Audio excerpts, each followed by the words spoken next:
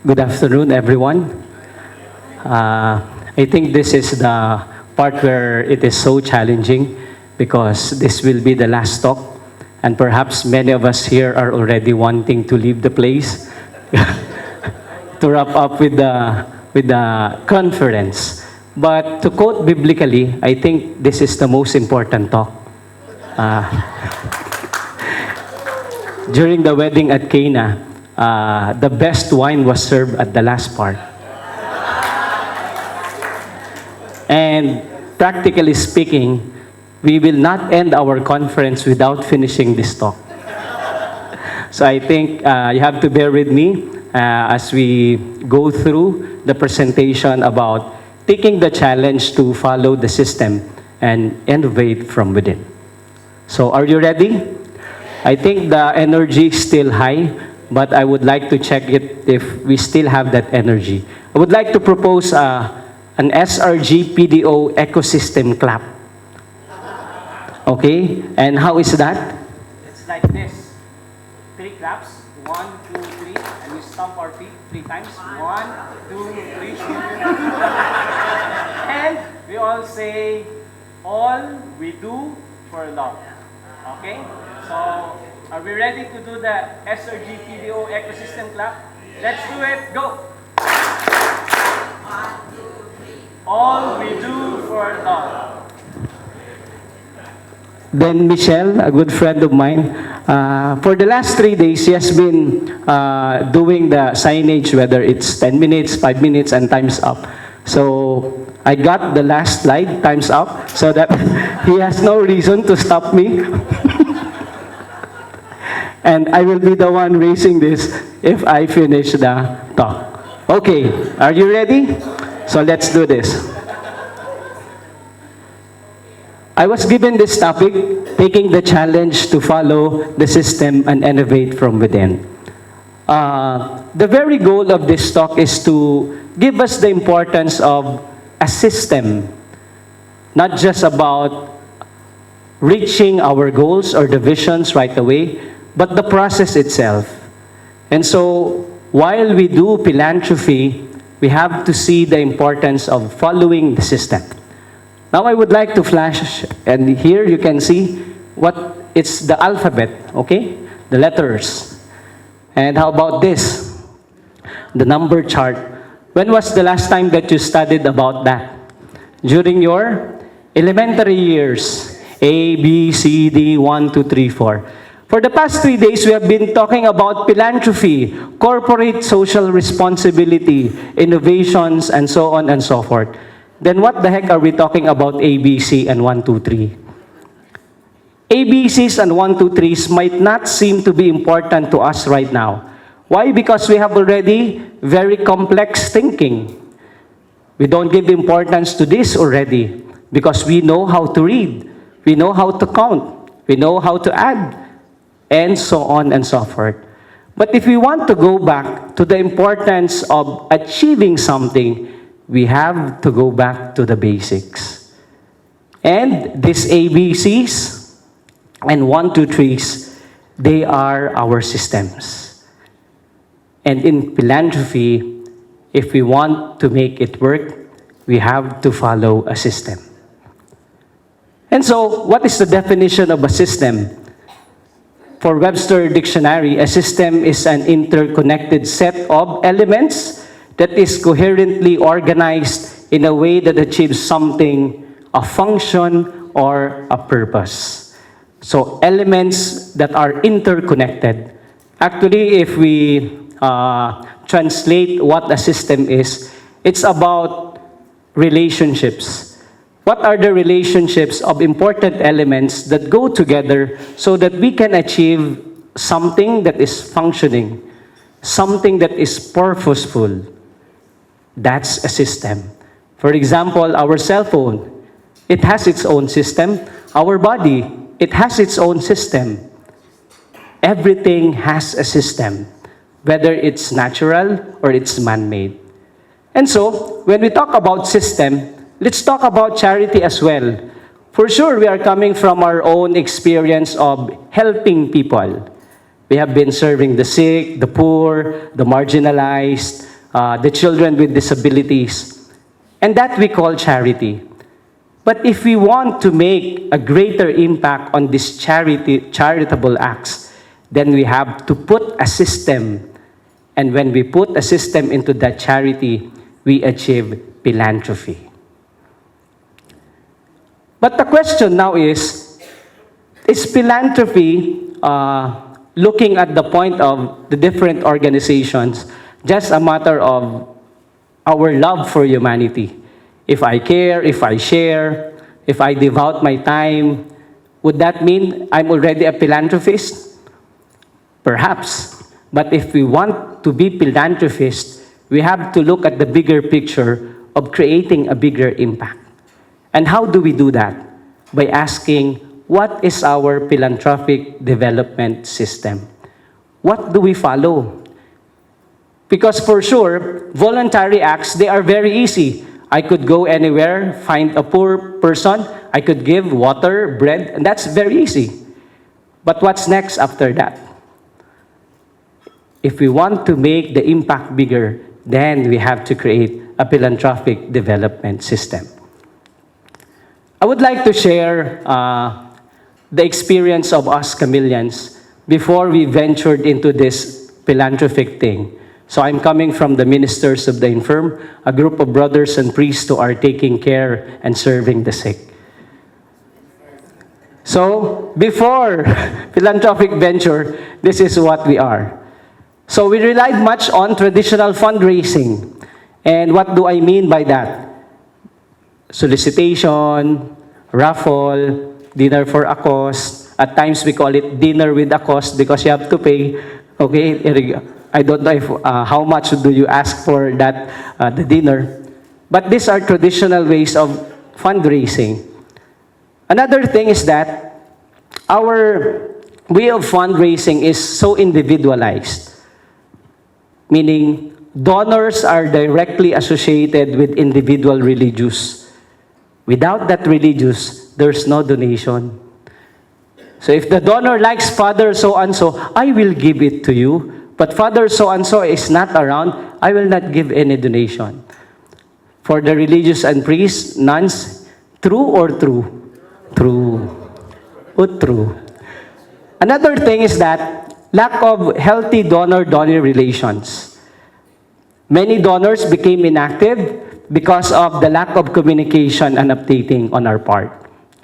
Last but not the least, lack of documentation. Outreach programs and help given were not documented. But we were doing it, but when we trace back what happened, we do not have the material, we do not have the data. So we are left into remembering, we went to the medical mission, we serve the sick, and we do this and we do that. But after that, if you're not part of the experience, you will never know what happened. And so this is what happened in our philanthropic venture. We were so disorganized, okay? There was no system, no clear system. And so, what we need is, we needed help to arrange our way of helping people. And that's where Spring Rain Global came in. SRG to the rescue through the help of Ma'am Glenda. And we were, we bought into the vision of Spring Rain, and that is, how do we sustain missions through philanthropy and financial planning. And so, through the help of SRG, we were introduced to the world of philanthropy. In the Philippines, we have been doing philanthropic work for the past 44 years. We started there 1975. But all this philanthropic work were traditionally motivated and executed, individually initiated, and dole out charity. So we were coming from missionaries from Italy and from Taiwan, and all of them were foreigners, missionaries. Yes, they were relevant and efficient during that time. But now, especially when we talk about sustainability and raising more funds to help people, it's no longer binding. And so, what we have realized in what SRG or Spring Rain has presented to us is we have to adopt and follow a system. And so we have adopted the default system from SRG on philanthropic concepts, terminologies, about vision, mission, advocacies, about the database, administrative policies, admin costs, restricted funds, unrestricted funds, and so on and so forth. We have followed that. And through the help of one of our confers who was assigned in our hospital in Calbayog, it's in Western Samar. So Father Nato met with Glenda, and through the negotiations, they were able to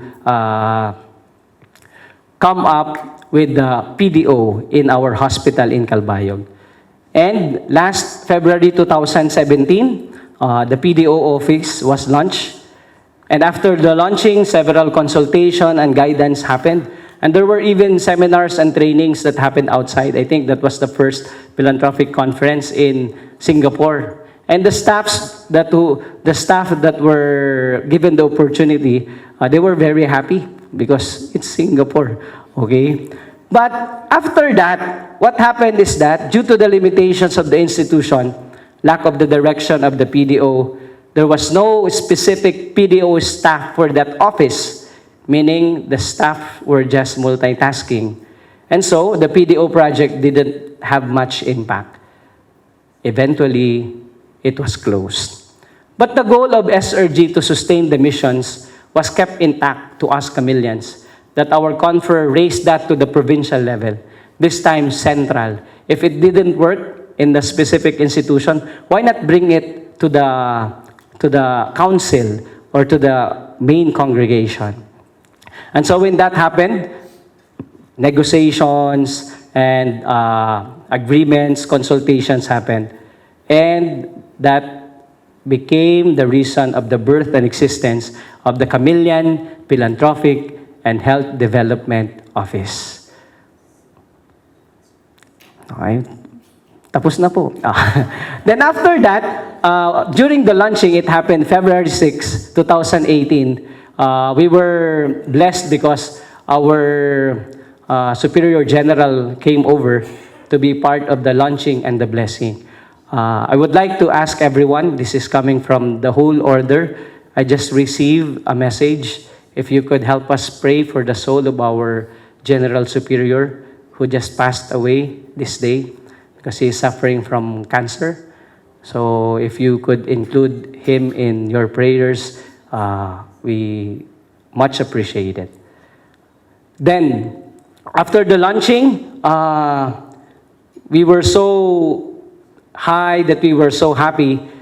And with all these things, we thought of what will happen with the establishment of our PDO, of our philanthropic office. And the people there, I was part of the ambassadors, we were all very happy, and I think we were all in high spirits. And so, members of Spring Rain came, Miss Kleined, Miss Presa, through series of consultations, we were able to plot down what will we do for the next months. And with all this help and with all the energy and high spirits that we have, this happened to us. Do you know what is this? Oh, if you are surfing the internet and this happened, oh, this sucks, right? It's buffering. No internet connection. Low internet connection. You know what? For the next 3 months, we buffered. We didn't reach anything. So why the heck am I speaking here? You know, in the context of the religious, many of us are really multitasking. So one of the challenges that we face as a congregation is the number of the religious that we have. We have a lot of ministries and places where we cater to, but we have very limited human resource. Very limited resources. So I'm not doing vocation promotion here, okay? So after that, the director was also in charge of provincial level tasks. So he cannot really plan and visualize or envision what will happen to this PDO. And we cannot blame the other ambassadors as well because they are holding different institutions and they are directors of different institutions as well. And so there was an effort but was not sustained. What we realize is it's not just about adopting the system, but implementing the right system. When I talk about right system, there's no standard way of doing things. A default system could be presented to us, but it is us who will determine what system works. Spring Rain will give us the default system, but it doesn't mean we have to follow everything. We have to see what works for us. We have to make sure that the system works for us and not us working for the system.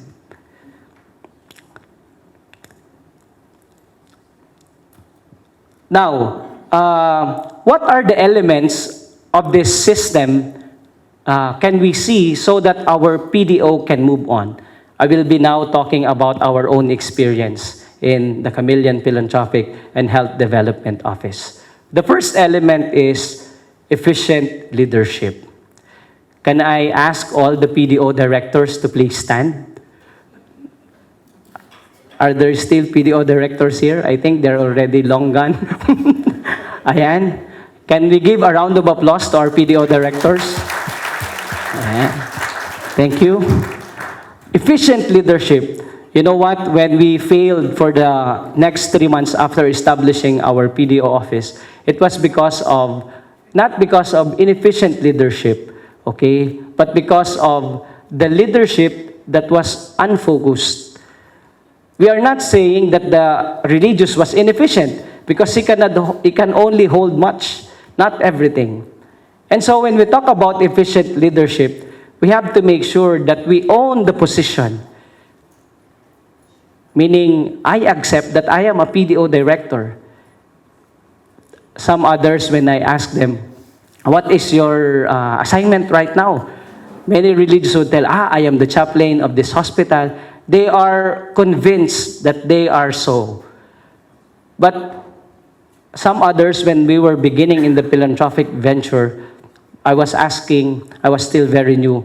I was asking, how are they doing in their PDO?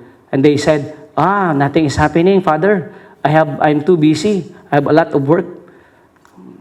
So, not owning our position as PDO directors would lead us to inefficiency because we don't prioritize this thing. But if I claim I am a PDO director, then I will do something. I will work. I want to achieve something. And we all know, and this is a sort of reminder that when we talk about efficient leadership, you talk about commitment, you talk about your passion. And one thing is being hardworking. If you are a PDO director, it's not just about you monitoring or commanding. You have to show to your collaborators and partners that you can do things, that you really work hard. But at times, we priests and religious, we use the Bible verses to justify ourselves. And what is that? From the Gospel of Luke, you remember? When Jesus visited Martha and Mary, and Martha was so busy doing things and household chores to prepare for Jesus. While Mary was listening to Jesus, Martha asked Jesus, Jesus, can you ask Mary to help me in all these things? Then Jesus told Martha, you are too busy in doing all those things. Mary has chosen the better part. So if the religious is not hardworking and lazy, what is their answer? I have chosen the better part. Most of us, we justify our laziness. And if somebody tells us, you're lazy, many of us would say, it's okay. At least I'm not tired. You're too hardworking, but you're tired. But what are we getting at? What are we achieving without being hardworking? Another challenge perhaps is for us to see the vision our vision as PDO directors. Have you seen a blind person guiding people? Of course, they will end up falling into the pit because of no clear direction and vision. And so, part of the system is to envision what we want to become. A while ago, Father Monsignor was telling us about their vision. And what is their vision? To have PPDOs in all the parishes.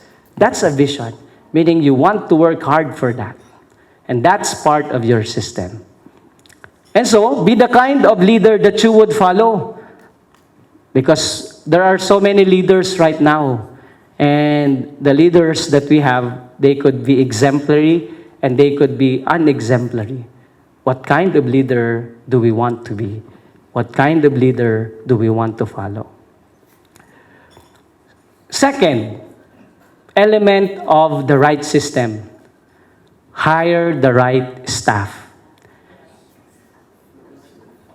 Can I ask all the staff or collaborators and partners of the different PDOs here to stand? Lahat po ng staff, collaborators, partners, please stand. Ayan, kunti na lang. Can we give them a round of applause?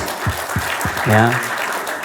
Without them, our PDOs will not reach this far. I was always telling the religious, if they say, how is our PDO? The staff is doing everything. The director is useless.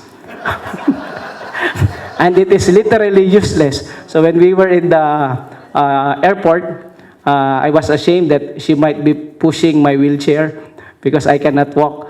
But again, the contribution, the efforts, the sacrifices of all our staff, partners, and collaborators, they are the reasons why we are successful. But the question is, do we hire or do we find the right staff? Because we can just find anyone. I need a person, but you have to look for the qualification. And so, what do you have to do? According to the American Express, there was a survey conducted. Many of the small businesses, they attribute the challenge to growth of their business with what? In finding the right staff. If you're looking for a driver, you will not look for a cook. You will look for a driver. Pwede rin namang cook and driver. Thank you, ma'am. I remember one of our religious was assigned in the chaplaincy. We asked, whenever we visit every community, we would ask, is your cook good? So that when we visit, we have good food. And he said, our cook is a laundry woman. So do not expect that the food that will be offered and served to you is delicious. But jokes aside, we have to find and hire the right staff. And so what we did, we asked for help and we posted in the different ads and platforms to look for the right staff. This was when the directorship was transferred to me last April 2018. And after a week, we found the right staff. Could I acknowledge our PDO officer, Ms. Kalela Anunevo, to stand? So, if you can see, she looks stressed. Why? Because of this PDO thing. So, find the right staff. And here, we have also collaboration with our foundation's office, our social worker. Why? Because if we will only reason out that we don't have the staff to do these things, nothing will happen. So you really have to invest, find the right staff so that the people who will be working with you can contribute to the development of your philanthropic development office. And make sure that when you find the right staff, empower them. So let them train, let them go into whatever exposure, immersion, or any capacity building. And that will help in the creation of your right system and in making your PDO successful. Next element of the right system, healthy working relations.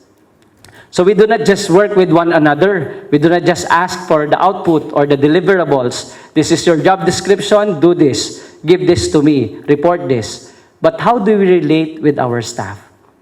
How do we relate with our collaborators? That matters. So in the relationship, we have to make sure that first, we are working professionally. So we know everyone's roles, the job description, expectations, and the deliverables. But while you do it professionally, do not forget to include them in the decision making, in the conceptualization of plans. So make the working relationship interactive as well. Ask for their opinions, for their suggestions. There should no monopoly of ideas.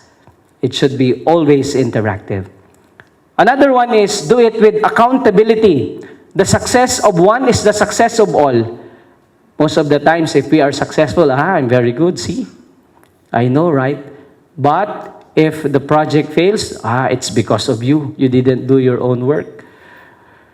For us religious, it is so difficult to sanction priests and religious. If it's in the corporate world, you might get suspension, memo. But you cannot do memo for the religious. Oh, you will be suspended 3 months. And the religious likes that very much. I will be in vacation for the next 3 months. So, what will be the precedence? I will not work hard. See, we cannot do that.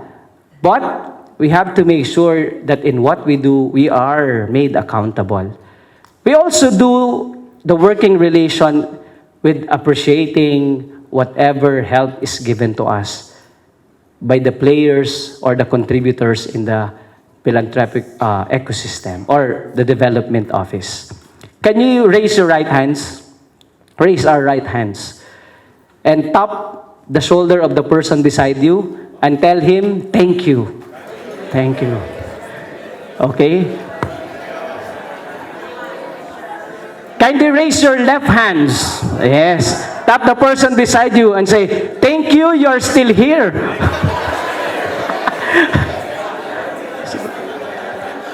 Thank you, you're still here. Still, people are listening to me in this sharing. Last but not the least, part of the healthy working relation is we do it joyfully. Can you see your staff when he comes or she comes in using the time and he logs in, but she's already stressed when she goes to the office? As if he wants to end, time out already. Or if he sees the director, he or she gets stressed. And we are talking about, for the love of humanity, stop it, Father. Are our staff happy in the work that they are doing? Are we making it joyful? Are we making the atmosphere fun, fulfilling, joyful, and happy? Another element of having the right system is to get the support of your conferers and your collaborators. This is the point of Monsignor a while ago. It is so difficult, especially in our context, religious or priests, if we do not get the support of our conferers and the people in the clergy. Why? You might be doing these things. People are helped, but your other co-priests and co-religious, he's not doing anything. Devil's advocate. But if you see that you are supported in what you do, you will be more inspired in continuously doing it.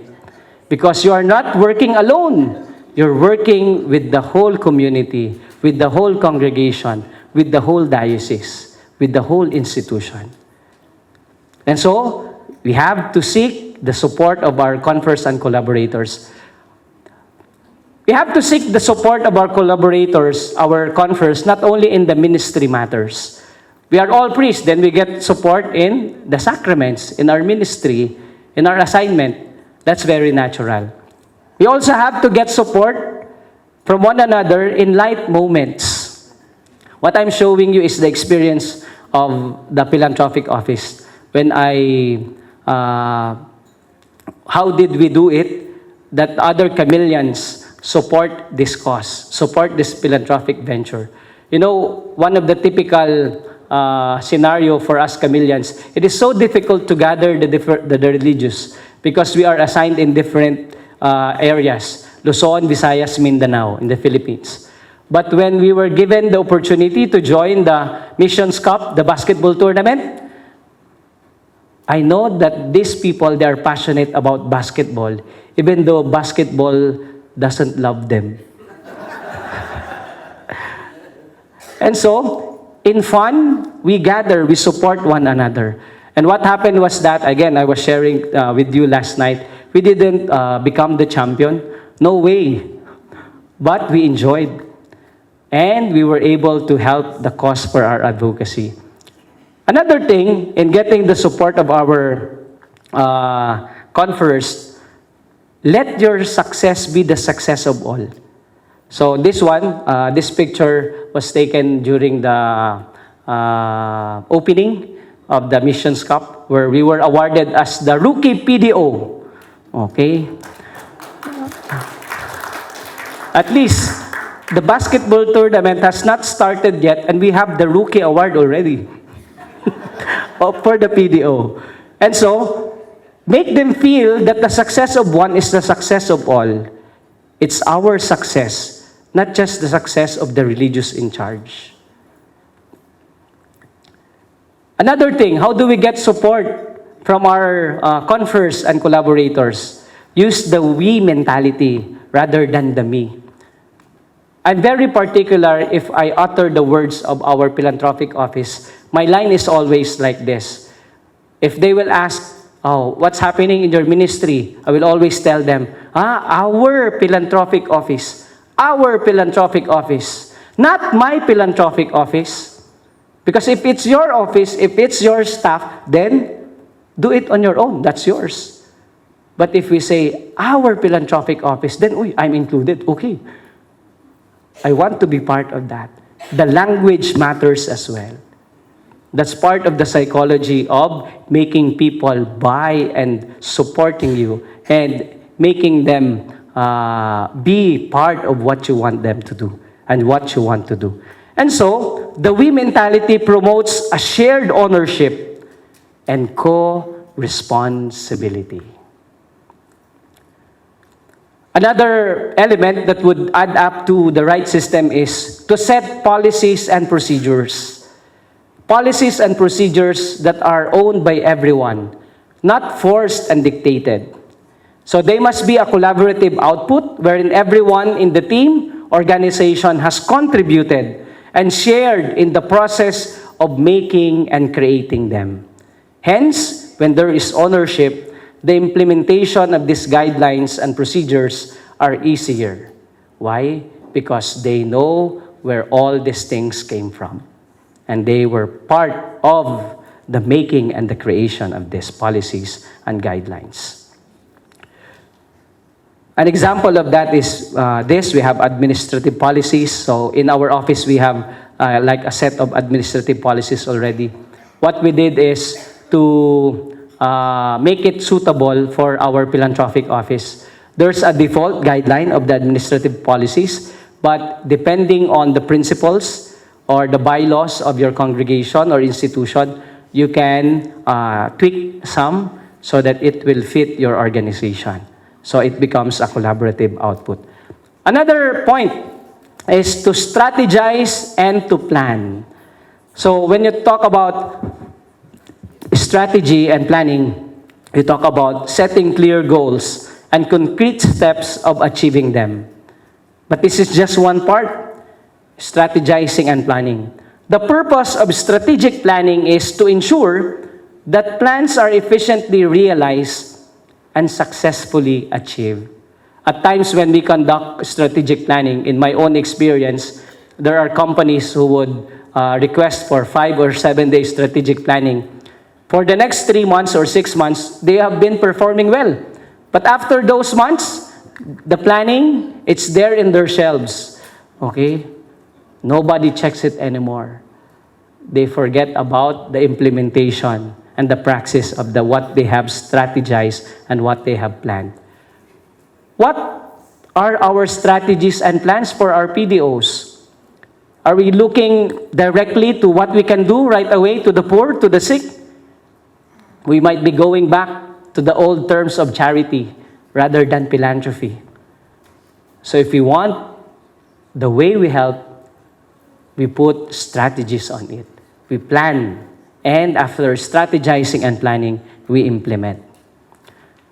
What we did in our philanthropic office, after the Bali conference last November, we conducted strategic planning. In my experience, this is the fastest strategic plan. We finished for, I think, 4 or 5 hours, and it was only the two of us, Miss Khalil and me. See, strategic planning. Pwede pala yun. Dalawa lang. And it is a very simple strategic planning, but we have set what we want to achieve for 2019. And how do we achieve them? And when do we want to achieve them? So we have placed there our specific objectives, okay, our timelines, how do we do it, and so on and so forth. So we have a strategic plan for the next months until the December of this year. So Strat Plan 2019. Another thing that is important in setting up the right system and following the right system is marketing and promotion. And you consider what Father Francis, the brand raising or the branding. How do we promote and how do we market our PDOs? Is it just by referral, word of mouth, brochure, calling card? There are a lot of venues and platforms already how we can promote and how we could market our cause, our advocacies. So, executing a marketing and promotion strategy to make our causes known to many people. And when more people are knowledgeable about it, we find people who share the same advocacy. And we let them come in our PDO. And they become partners. They become collaborators. They become donors. And so what we did in the promotion and branding part is, first we have created what will be the logo. What is the identity that we want to show to the people or to our partners or future collaborators? So you can see here, it's a hand with the heart on the palm and with the people. So it eventually led to this logo, the Chameleon Philanthropic and Health Development Office, which means the hands that are always open and ready to serve, the heart that expresses love in every action, people who serve with heart in their hands. The branding part is that whatever we do, we put heart into our hands. And so our tagline became, serving with heart in our hands. Whenever we see people who serve with heart in their hands, then you are one of us. You are part of our cause. That's branding. When you see people wearing Nike, oh, I also like Nike. I also like Adidas. That's in business, branding, right? You also shape how the people look at your PDO. So if you say right away, be God's compassion and consolation, then ASOL PDO. Because that's your tagline. That's your identity. That's part of your branding. And so, Chameleon Philanthropic and Health Development Office, serving with heart in our hands. And part of the promotion and marketing are our hard materials. We have calling cards, we have brochures, we have tarpaulins. But we have to present them in a way that they become consistent. So if you can see, the color of our calling cards is still related to the color of our logo. Then, the brochures, heart and hands, then our tarpaulin. So that you can see the branding right away. People can associate right away. That's CPHDO. That's ASOL PDO. That's Vincentian Foundation. That's branding. Another thing is that I want to share with you what happened in the AVP of the chameleons. Before we were talking about the challenge of how do we do the AVP? Of course, if we look for people who would help us, we have to raise money for that. We have to pay. And so we have this AVP shoot to promote our philanthropic office. There is a need to invest in marketing and promotion. Why? Because we want to reach bigger and wider network of people. If we will look at the expenses, we will not do it. Our AVP shoot, it costs us, I think, 49,000 or 50,000. But what we did, when we do the launching of our AVP, we kind of thought of how about making a symbolic donation of the people who will be supporting our cause. So we placed 6 big boxes of the different advocacies, and we let them give and contribute to the advocacy that they want to support. And in the end, after the launching, we raised, I think, 48,000 something. So meaning we only spent 1,000 something plus. But we have already the material that we can use for the next years. We have to invest in the promotion and in the marketing part. Another is that what I presented to you is on-ground marketing and promotion. There is what we call online promotion, right, also. So we are active in Facebook, okay? And when you talk about promotion, you have to be regular and consistent. And you have to make sure that what you post in Facebook is always relevant to your cause, to your advocacy, to what you want to achieve. And so in our experience, what we did is we created a regular posting every Wednesday. We call it Worthwhile Wednesdays. What is Worthwhile Wednesdays? It's a post that will cultivate and let people become aware about philanthropy, about giving, about generosity.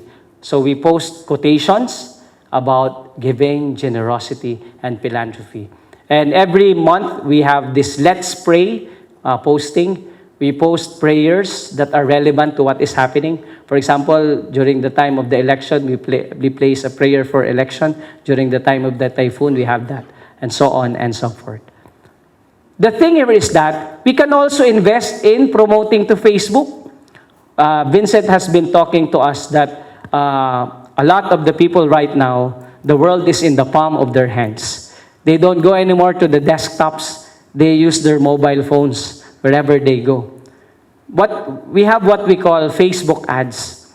And you know what? We use that to promote these things, our postage. We only spend $1 and $2 US. You spend 40 pesos and you can reach out to 1,000 people. Is that a big of an expense? Of course not. But you have a wider and a bigger range of people who will be knowledgeable about your cause, about your office. Another element of having the right system is this, proper documentation. Okay, when we talk about proper documentation, this gives our PDO clear and precise data of records, facts and events, programs and activities. We can easily go back to what happened if we document everything. But not just pictures. We are good in taking pictures. But after that, so many pictures, better delete everything. But we do it the right way.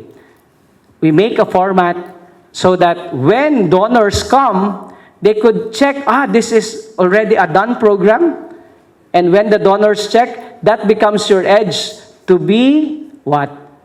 At the forefront of the donor donating. And so, proper documentation, good documentation, makes good and generous donors as well. In the world of accounting, they have this saying, if it's not documented, it is not done. You have to show me the proof. Show me what happened. Then I will believe you. The same is true when we put up the right system. Let's document everything so that not just for us to remember what happened, or for the donors to know what are you doing. But it's also, remember, in our context, we will not be forever be assigned in that office. For sure, in a matter of time, we have to give that to other religious. Proper documentation helps a lot when we turn over the work so that we make sure that there is continuity of the programs, the projects, and what we have started. And so what we did in our philanthropic office is that we document everything, the reports, project proposals, funding needs, admin policies, organizational structure, job description. If somebody looks for it, it's all there in the folder. You just have to find it, and it's in there. Another thing, part of the documentation, what we have started is that we created an annual report. Since the beginning of our PDO, what happened for the whole year? So we have created a format as to the reporting, the activities, the promotions, the marketing, the fundraising, and other things. It's all there in that thick annual report. And so when our superiors would ask what happened in your office, no need to explain everything. Here is it. You just read it. And that's one of the importance of creating annual reports as part of your proper and efficient documentation. Another important element in having the right system is to have updated PDO database. So this Spring Rain has helped us. That's why our staff, they are tormented with this database. I do not know. I commend Miss Khalil because when Miss Kleinid went there to teach us, he said, "Father, can we start?" Then I told her, "I'm not good with numbers. I accept my limitations, so better teach that to someone else." So, and good enough, when Miss Kleinid went there, both of them were able to get in good terms and was able to give the right instructions. And now we are following the database of SRG. And we are hopeful for the innovation thing, that hopefully this year the software will come out. And we are excited about it. I do not know how much is the price, but we have to invest. Yeah. Another good thing about the PDO database is that you also have to know how to interpret it. Because there we can see the donor's profile. Who are the donors? Is it an individual, an institution, an organization, a company? Then what is the giving level of the donor? Is it 100 peso, 500 peso, 1,000 peso? If we interpret it the right way, then we could make and contact the right benefactor or donor at the right time.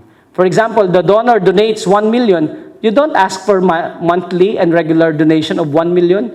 So you reserve that donor for major work and major activities. If the donor gives 20 or 50 pesos, then you can top in minor fundraising, and so on and so forth. Another element of having the right system is to build strong partnerships and networks. Zani was talking about this in the business. You can't help but network and partner with other people who are good in doing it. So the same is true in the PDOs, in our philanthropic development offices. Why? Because building strong partnerships opens multiple possibilities of reaching our goals. I have a confession to make for the purpose of presenting. After my second year of priesthood, I went out and I worked in a corporate company. It's a watch company in the Philippines. It's called Unisilver Time. And as part of my experience, I became good friends with the president and with the different CEOs of, it's like a corporation of Chinese businessmen in the Philippines. So when I went back, all of them, they were with me. They were with the chameleons in the advocacy for the sick. Now, who are these people who are in the corporate section where we can continue partnering with, or we can establish strong partnerships and networks?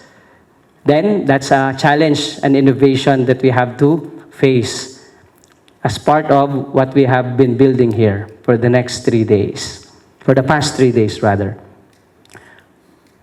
We also saw that in establishing strong partnerships, we were able to learn new and fresh ideas from Ma'am Glenda, from Vincent, from Kenneth, from SRG, from Funfair. Okay? Also, it widens our connections in terms of collaborative activities and advocacies. So this happened during the time when we visited Sani in Snow City. Okay? Another thing is that it builds acquaintances and friendships. So this is in NUSS with Archie, with Delphine, and others. And it boosts one's morale since we know that we have more people working for the same goal and advocacy. So this was our meeting with Torch Foundation, with Imran here. When we partner with people with different networks, let us not be selfish. You know what? I'm guilty of that at first. I want to partner because I want to get funds. True or true? You will not make any partnership if you will not get anything. That's our tendency. But again, if we are sincere that if we want to help more people, it should be done spontaneously. We don't have to coerce and force these people, you donate to us right away. It will happen. It will happen once the relationship is established.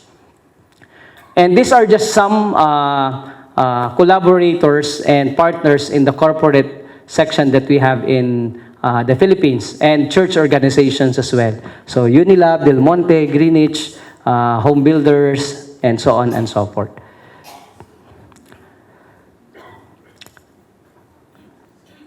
Another thing, we have to build strong donor-donee relations.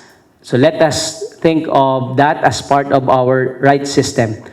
To build rapport with sincerity, make the donors feel that your organization is making an impact in changing humanity for the better. Ensures that the donation is received by the beneficiaries and the donation creates a difference in the lives of the people. But we have to be prudent in asking. Last night when Sir Adrian was sharing with us, and she was a bit, I do not know if pressured, when he receives text messages from priests and nuns, Sir, can you donate? Can you donate? My God, I was like ashamed of myself.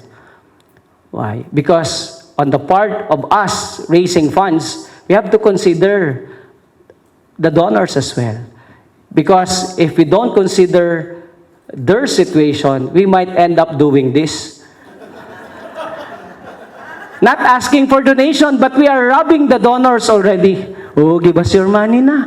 Oh. We might be coercing the donors. And this is what Ma'am Glenda is talking about, donors fatigue. So we have to make sure that we ask with prudence as well. We might be falling into the trap of donors fatigue. That instead of donors being happy to help, we might be robbing them and coercing them to donate. Okay? And so if we shake hands with our donors, make sure that it's gentle, but it's solid. Another thing, how do we build strong donor and donor relationship? What we do in our PDO is we have regular communication and updating. So we have started this, we have gathered and we have used the donors' profile, their birthdays, their anniversaries. So if it's their birthdays, we have a default messaging in our email to greet. So this one, when Vincent, the CEO of Funfair, celebrated his birthday, we have an automatic email. Manual pala, manual. So CPHTO would like to, ayan. Okay? Then, for wedding anniversaries, we have also. And once donations come in, we also inform them that we have received them. How much? Okay, and we thank them. Then part of that is These are just examples of the cards that we send to our donors or to our partners and collaborators. And part of building strong donor and donor relations is that updating them with what is happening also. So last February, we launched a special edition of our newsletter. We have a newsletter, the official newsletter of the Chameleons, Chameleon Update, and we call it Come Up. What we did is, there's a special edition of what happened for the whole year in the PDO. And that we gave to our donors, our partners, and our collaborators. And receipts. We issue official receipts and we send them via email. If they come to our place, we give it to them directly. Even if the donor tells us, no, Father, no need for receipt, what we do, we'll still issue receipt.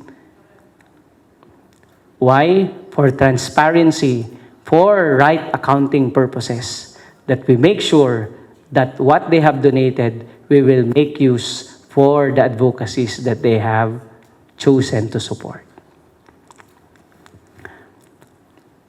Then another part of maintaining strong donor relationship is that we have to invite them in our special occasions. Do not just ask them to donate, or we will contact or message them when we need help and donation. Make them feel that they are part of our special activities as well. So what we do, we send them invitations to our special occasions like a regular mass for the sick, ordination of religious, perpetual profession, feast day of Saint Camillus, outreach programs, and other activities of the Chameleons. If that's the case, the donor and donor relationship do not just play whenever we need help, but it becomes continuous all year round, whether there's fundraising or not.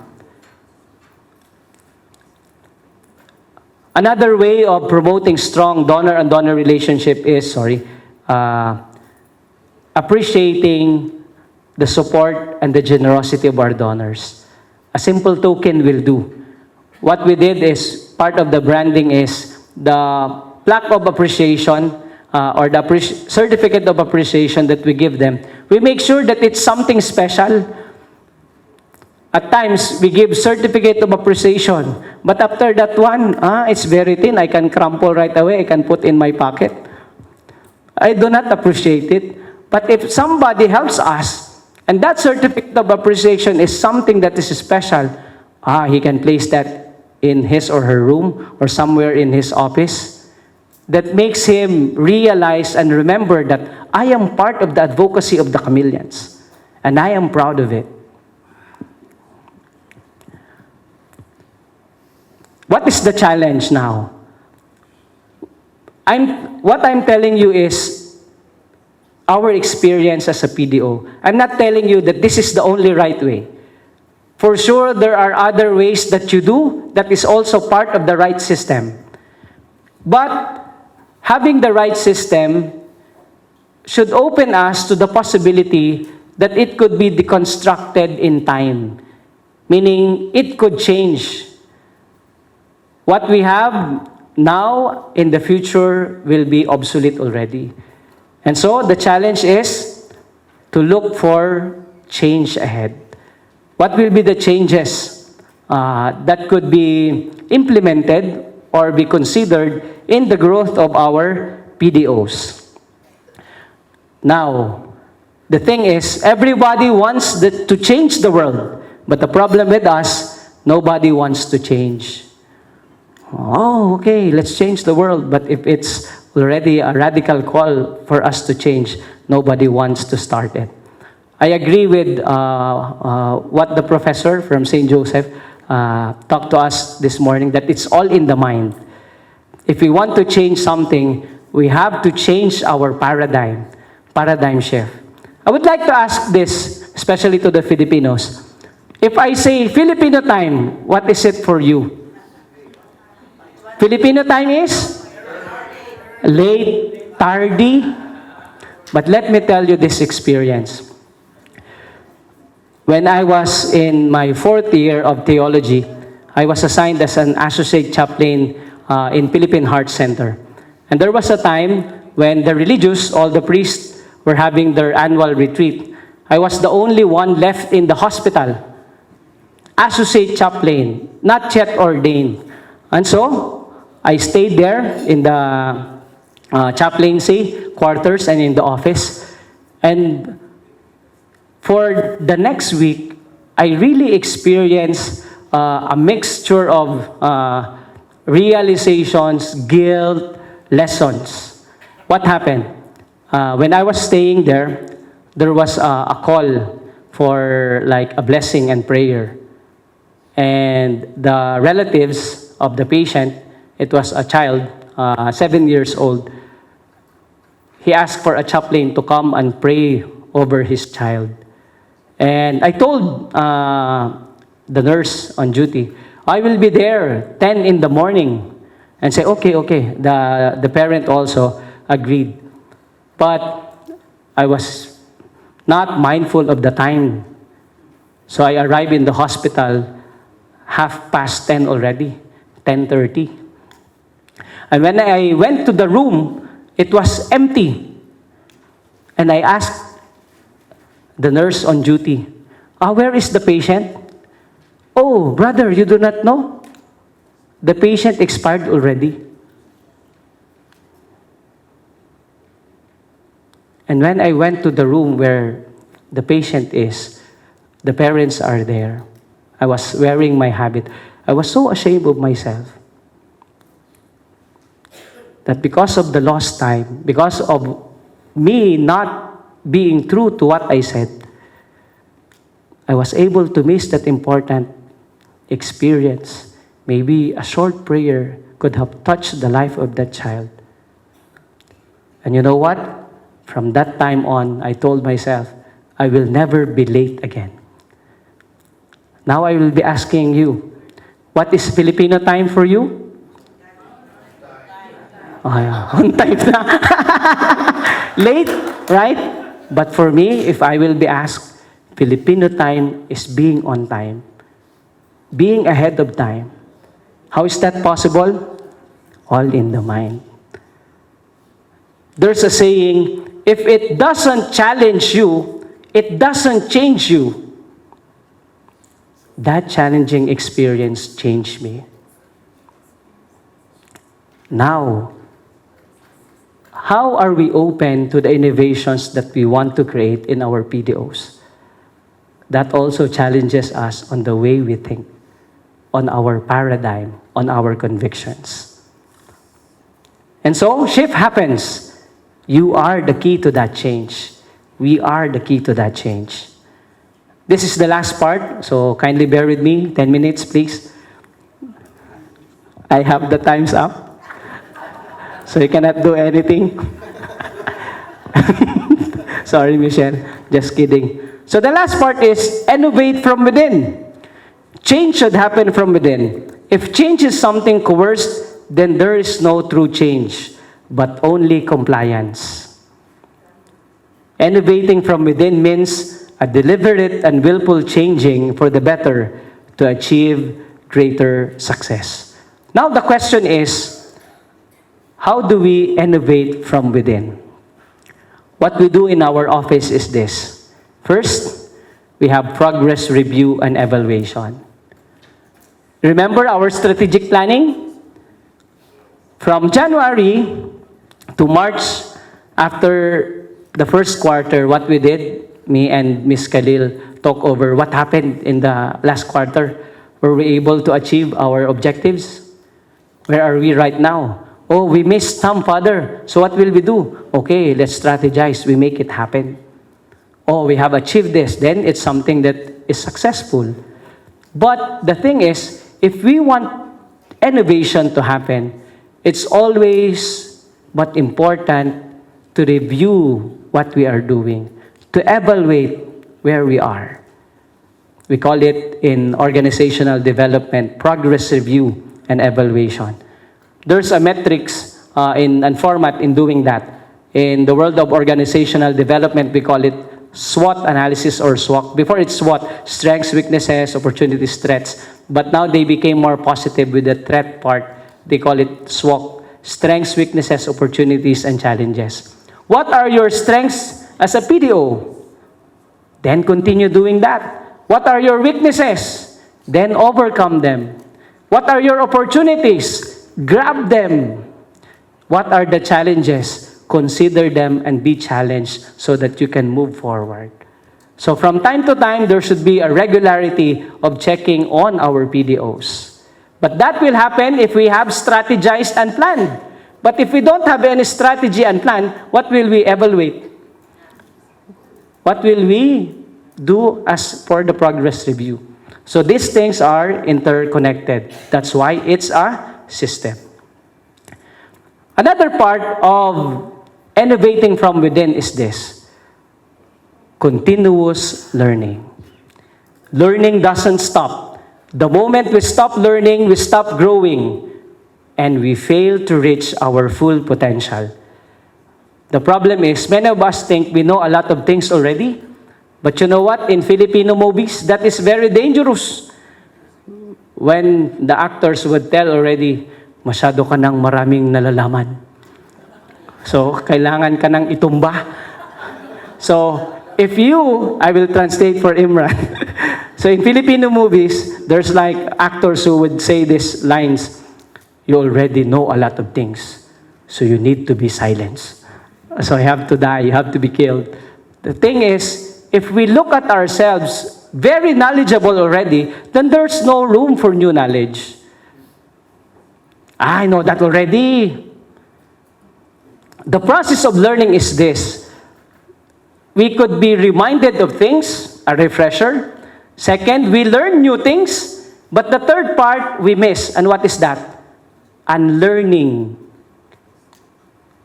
To unlearn things that are no longer working. To unlearn things that are no longer valid. To unlearn things that are not helpful anymore. So we learn, we relearn, we are reminded, and we have to unlearn as well. That is part of the continuous process.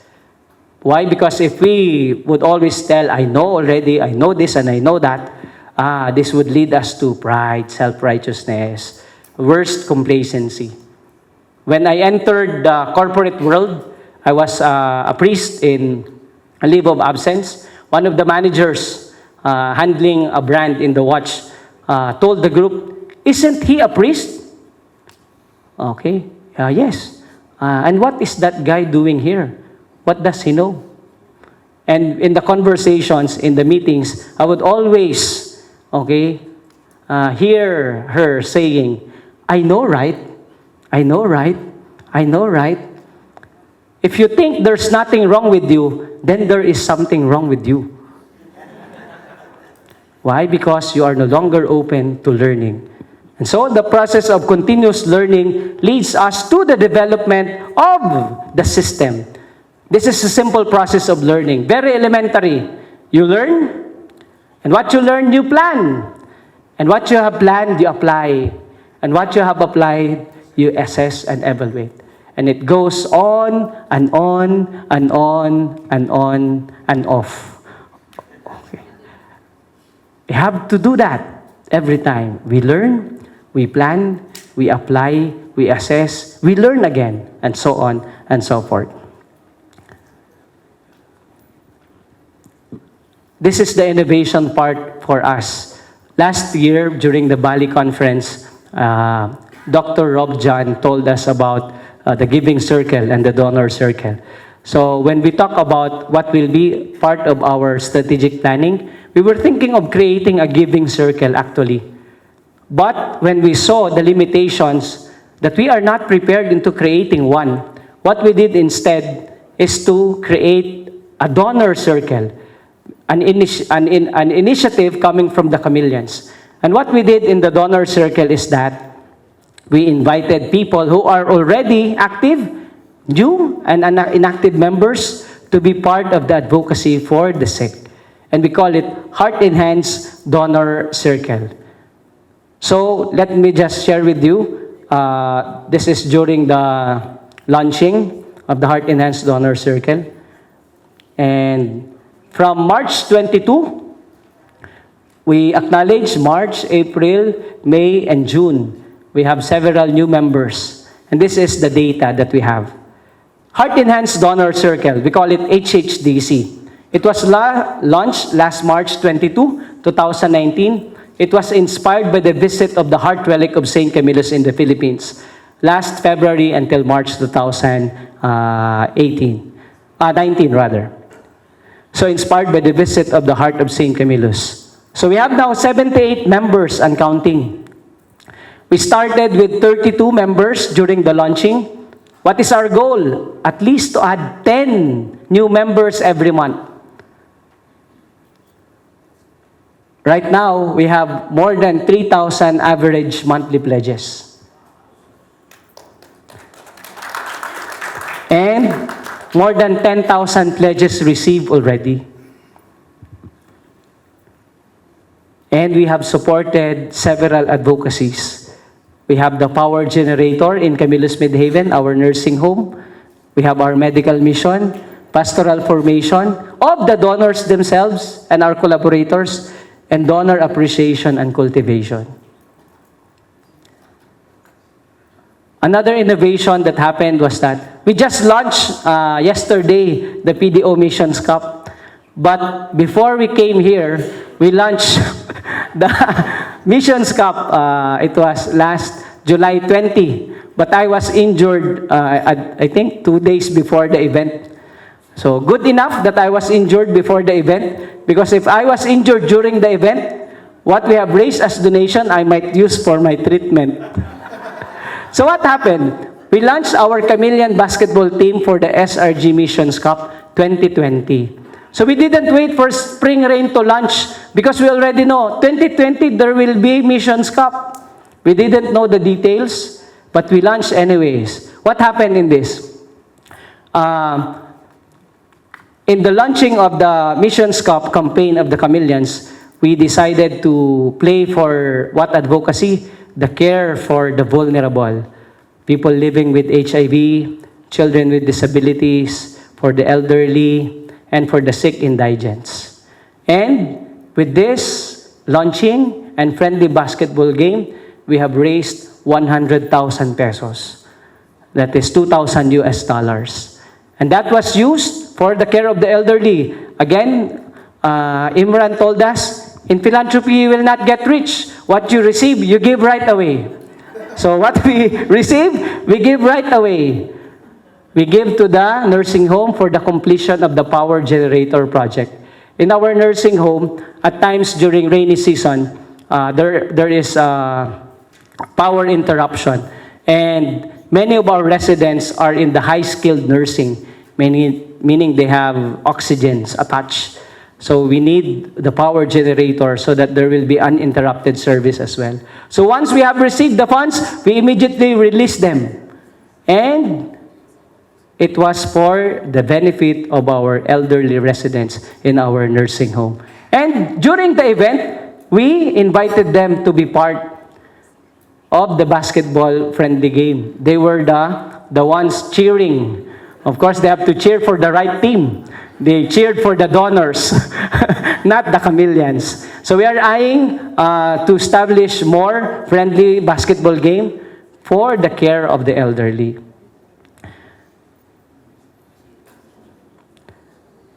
Those are just some examples of the innovation that we have. My point here is that if we really want to embrace innovation, then we have to embrace the power of continuous learning. This is what we have done for the past 3 days. Have we learned something in this conference? Yes.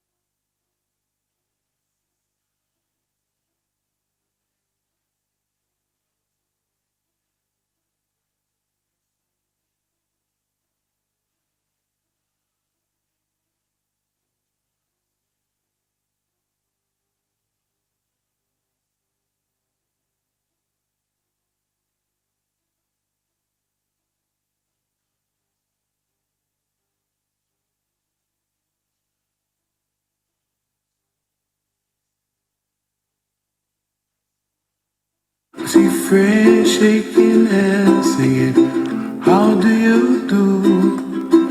They really say, I love you. I hear babies cry and I watch them grow. They'll learn much more than we'll know. And I think to myself, what a wonderful world. Someday I wish upon a star, wake up where the clouds are far behind me, where trouble melts like a lemon drops high above the chimney top. That's where you'll find me, oh, somewhere over the rainbow, way up high. The dream that you dare to, why, oh why can't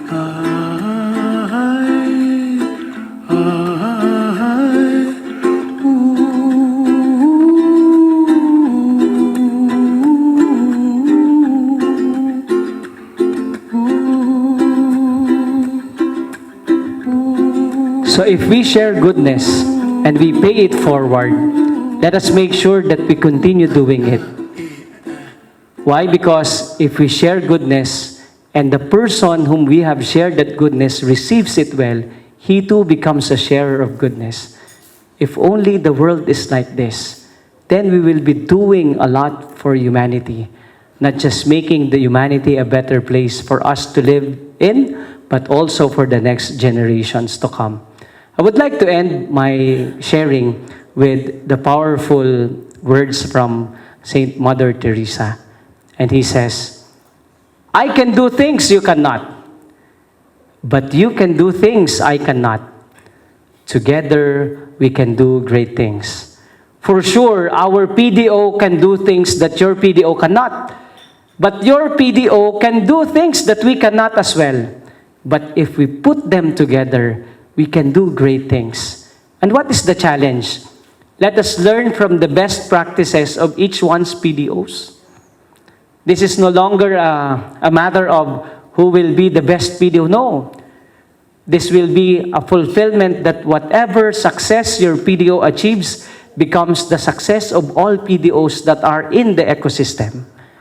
And so, if we gather together all our resources and our efforts and our best practices, and if we do that, together we can do great things.